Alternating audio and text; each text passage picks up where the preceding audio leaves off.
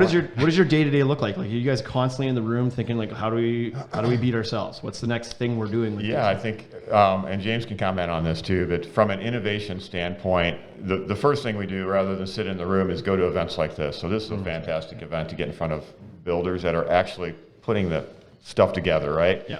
And so being able to learn, because that's where innovation really comes from, is what are their pain points? What are they trying to get done? What are they suffering through right now that we can make easier for them?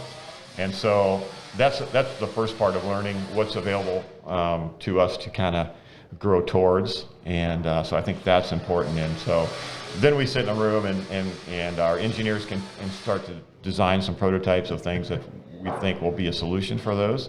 But yeah, that's where it all begins. It's events like this. Yeah, we learn so much at these events because we like to sit back and go, okay, what's this contractor doing right now, right? And even something as quirky as like, hey, I'm grabbing this fastener or this tool from a certain way, and he's moving his body a certain way, and we're looking at that going, well, okay, well, why are you doing it that way, and is it comfortable, and does that create pain for you? And we just want to problem solve. And so to be invited to these types of innovative meetings to truly just dig in and ask questions on trying to make the contractor's life a little easier, right? And I'd say that's National Nail's strength.